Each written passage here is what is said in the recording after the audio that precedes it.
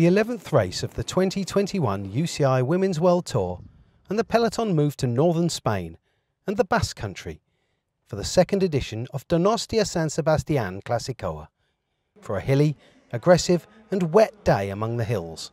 I always like to race here in the Basque Country. We are here with a strong team, so we have lots of options. So we will see in the race how it's going and how the race will develop. But yeah, I like to go for a good race. It's just a beautiful area, isn't it? Really challenging course to go with it, and I just love the Basque fans.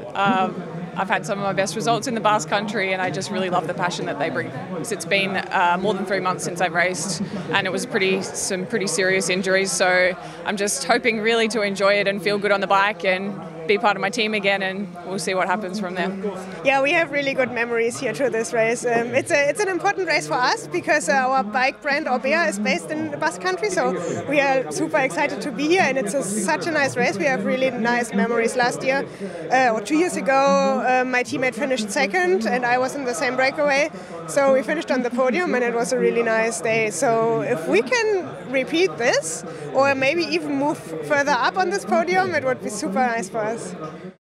As so often happens in this part of Spain, it was raining as the peloton rolled out of Donostiako San Sebastian for the 139.8 kilometre race, which would include 4 classified climbs. The real damage was done on the signature climb, the Height Kibel, where 3 women escaped. Evita Music, Paulina Royakas and Annie Sant-Esteban built a small gap, and by the time they reached the next climb, they were joined by Tatiana Guderzo, Audrey Cordon-Rago and the Massey Tactic team's Canadian, Olivia Baril. The 6 women built a convincing lead of 2 minutes, but with the Movistar squad of recently crowned Olympic time trial champion Annemiek van Vleuten leading the chase, the gap soon came down and was less than a minute as they crossed the finish line for the closing 17 kilometres.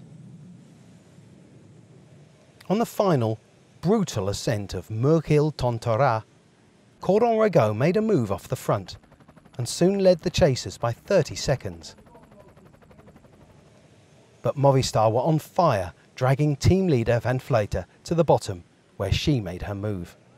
The Dutchwoman soon led the race as the rest of the riders were scattered across the mountain, each fighting their own battles. One of those was Ruth Winder, the Trek Segafredo rider, catching and passing Royakas as the gradient really began to bite. On the descent though, there was no catching Van Vleuten. Even though Winder gritted her teeth and gradually began to close the gap, it was too large, and her Dutch rival was clear, powering through the wet streets towards her goal. But in the end, it was Van Vleuten who had time to ease off, smile and savour her victory.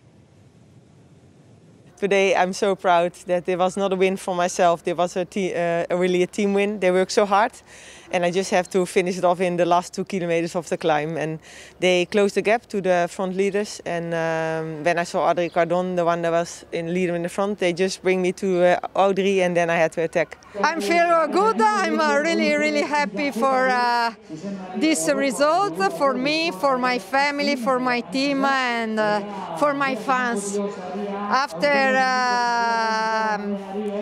After this hard race, I think this is the best result that I did.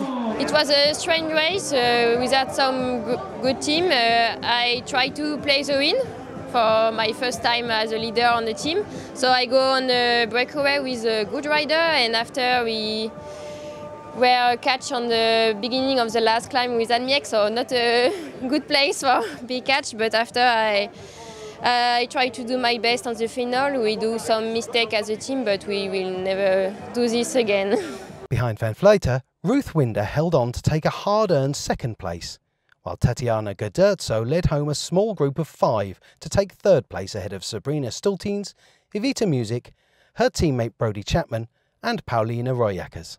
The UCI Women's World Tour individual classification is becoming a tight battle, with Annemiek van Vleuten swapping places with compatriot Demi Vollering, who is second, with another Dutch woman, Marianne Vos, in third, ahead of Elisa Longo-Borghini.